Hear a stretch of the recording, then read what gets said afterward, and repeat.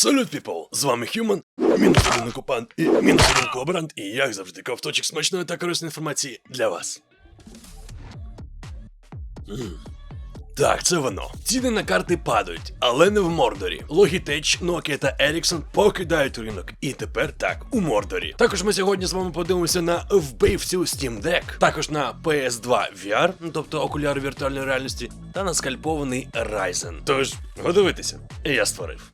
Ну що, напередодні близького анонсу нової лінійки RTX 4000, ретейлери спішно позбавляються від відеокарт RTX 3000. І у зв'язку з цим ціни на останні спустилися до рекордно низького рівня. А про це нам повідає портал VideoCards. Ну, наприклад, американські ретейлери розпродають моделі RTX 3090 Ti та 3090 за 1129 баксів і за 959. А флагманські моделі Ti, яка дебютувала тільки в березні цього року, взагалі прогнозують ще більш грандіозне падіння в найближчі тижні. Ну от, наприклад, зокрема на Amazon можна знайти RTX 3090 за 959 баксів, а Ti модель обійдеться вам в 1129. Також означається, що раніше модель 3090 Ti можна було урвати за 1099 баксів, але на поточний момент таких пропозицій немає. Водночас на Best Buy RTX 3080 Ti вже продається за $739, а це є рекордно низькою ціною для цієї моделі. Проте, друзі, треба вважати, що джерело зазначає, що далеко не всі відеокарти вони подешевшали. Прейскат зачепив лише флагманську серію відеокарт RTX 3000. В принципі, цілком логічно, що Nvidia та, в принципі, AMD, вони насамперед намагаються розпродати саме високопродуктивні моделі, оскільки заміна їм з'явиться на ринку вже найближчим часом. Ну і я вам нагадаю, що свіже опитування Steam за серпень, воно показало, що найпопулярнішу відеокарту серед гравців, в принципі, як і раніше, залишається GeForce GTX 1060, ну а потім вже за нею йдуть моделі GTX 1650 і RTX 2060.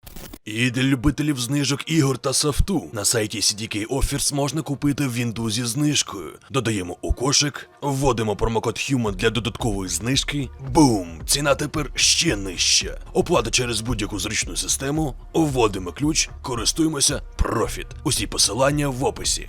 А тим часом, як в цивілізованому світі цінники падають, на болотах, як завжди, все навпаки. Як повідомляє видання Комерсант, логістичні компанії Китаю вдвічі підняли ціни на контейнерні перевезення до Росії. Ну, це все порівняння з весною цього року. І схожа ситуація склалася з постачанням із Туреччини. Ну і це все пов'язано із зниженою конкуренцією у регіоні через вихід зарубіжних компаній з ринку. Плюс зростання попиту на електроніку та інших товарів сірого імпорту. Ну а це, у свою чергу, призведе до подорожчання товарів на російському ринку. Плюс ще однією причиною називають скорочення планів відправок, тобто самих поїздів до Росії з Китаю, що й призвело до зростання цін на контейнери перевезення. А ще важча ситуація спостерігається з авіаперевезеннями. Джерело видання на ринку електроніки упевнене, що продавці зроблять вибір на користь наявності товару, а не на його ціни. Тим часом компанії продовжують покидати Мордор. Ще навесні багато франшиз заявили, що припиняють свою діяльність, проте висловлювали надії, що геополітична ситуація стабілізується і вони зможуть повернутися.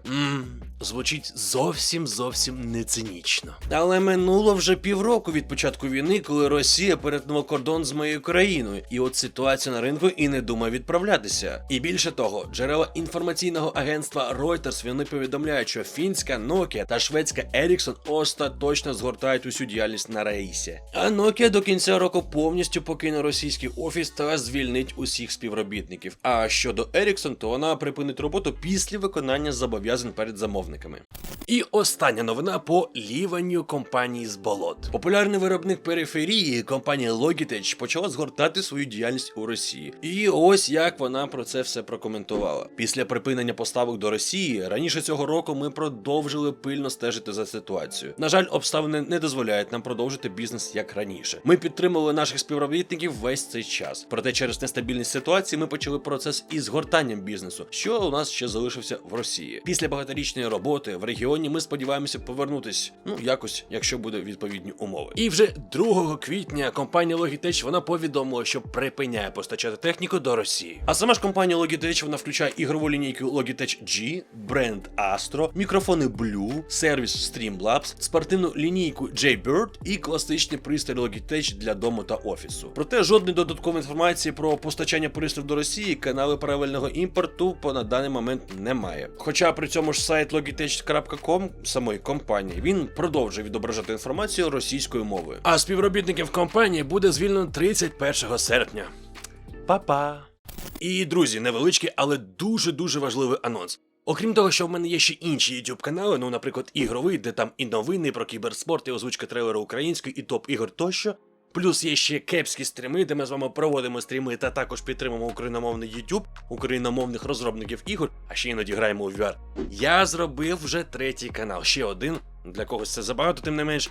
Human Vast Life. Скоро там буде перший відос, він такий більш соціальний. Якщо вам цікаво мої думки, мої позиції, мої принципи, там я буду їх висловлювати. Щось я буду окремо записувати, щось буде вирізкою із стрімів із Human Vast Games, бо я там, в принципі, вже свої позиції деякі висвітлював. Так, після цього, можливо, деякі люди відпишуться від мене, але, це вже їх діло, їх право. Тому що я вважаю, що я повинен, скажімо так, впливати не лише на ігрову індустрію.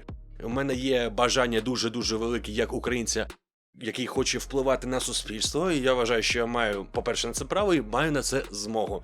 Бо у мене, як я вважаю, ідеї світлі для розвитку. Тож, якщо вам буде цікаво, можете підписатись на канал вже зараз, Human Vast Life. В описі, ви знаєте, посилання активні там буде. На даний момент, коли цей ролик виходить, я думаю, ви ще не буде там відосів Human Vast Life, але скоро вже буде. Тож, долучайтесь, якщо вам цікаво, про що думає Human. І тепер ми з вами, друзі, переходимо до технічних смаколиків. І ой, яке співпадіння знову Logitech. Раніше цього місяця Logitech оголосила, що спільно з Tencent вона працює над портативним ігровим комп'ютером з підтримкою хмарних ігрових сервісів, також включаючи NVIDIA GeForce Now та Xbox Cloud Gaming. А завдяки Евану Бласу тепер можна глянути на пристрій. Відомо також, що гаджет має називатися як G Gaming Handheld. Так, саме це ім'я вказала компанія Logitech на новоствореному лендингу. А в цілому ігрова консоль Logitech зовнішнью та компонуванням нагадує Steam Deck або Nintendo Switch Lite. І ми бачимо, що з боків екранів розташовані джойстики, клавіші A, B, X, Y, кнопка додому та спеціальна кнопка G. Oh my.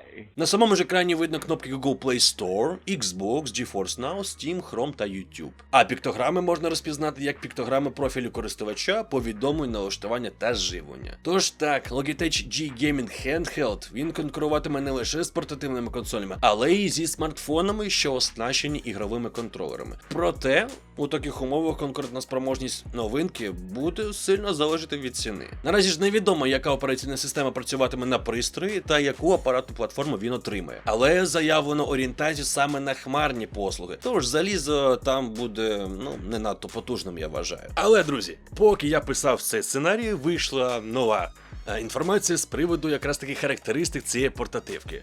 Давайте подивимось. Тож так, портативна консоль одержала назву Logitech G Cloud. А завдяки опублікованим даним у різних бенчмарках, то нам стало відомо, що пристрій матиме акумулятор ємністю 6000 мАч, який живитиме при цьому екран на 6,9 дюймів. І все це з роздільною здатністю Full HD, тобто 1920 на 1080. При цьому щільність пікселів становитиме 320 ppi. Більше того, Logitech G Cloud забезпечується модулем Wi-Fi 5, а також 4 ГБ оперативної пам'яті та процесором Snapdragon 720G від Qualcomm. І от саме цей момент викликає дуже багато запитань.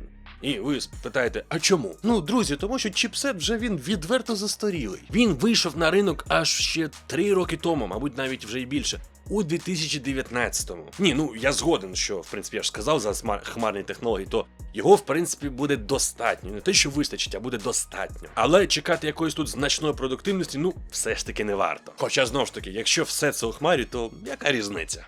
Ну а тепер трошечки, але все ж таки про майбутній VR від Sony. Компанія Sony оголосила, що разом із виходом нових очок віртуальної реальності з'являться оновлені інструменти для розробників, щоб полегшити створення VR-версій ігор. Саме ж оголошення було зроблено під час конференції CEDEC 2022, і представники Sony заявили, що виробництво ігор для PS2 VR, тобто для PSVR 2, буде можливим за допомогою стандартного SDK консолі, а це в нас комплект засобів розробки PlayStation 5. Тож очікується, що це полегшить портування ігор з інших систем віртуальної реальності, а також дозволить легко створювати VR-версії PS5 ігор. Ну а саме оновлене середовище розробки також підтримує ігри, які створені на популярних рушіях, наприклад, Unity і Unreal Engine. І більше того, окуляри матимуть контролери з розташуванням кнопок, що нагадують рішення сторонніх розробників. Тож все це зробить створення ігор для PSVR 2 набагато простішим, ніж, наприклад, для першого покоління пристрою. Ну і останнє на сьогодні – це інформація про кремній від червоних. Стів із YouTube каналу Gamers Nexus нещодавно отримав у свої руки скальпований процесор AMD Ryzen 7 серії. Це або 7950X, або 7900X. Завдяки чому тепер ми маємо трохи нової цікавої інформації. Тож, новий теплороздільник, який був зроблений таким із виведених на плату елементів, усередині компанії зветься восьминогом. Тобто виходить так, що всі ніжки цього восьминога, вони трохи підняті над платою, а тому користувачам не доведеться турбуватися про те, що вони викличуть будь-які проблеми з охолодженням. А CCD з процесорними ядрами цього Ryzen мають золоте покриття, а воно допоможе ефективніше відводити від них тепло. Тож так, друзі, виходить, що Ryzen 7 серії вони охолоджуються легше, ніж попередня серія Ryzen 5000. Така історія. Сподіваюсь, друзі, вам було цікаво. Сподіваюсь, ви підтримаєте проект вподобайкою і коментарем. Ну, а з вами, як завжди, був Human. І як завжди, кайфовий вам гри.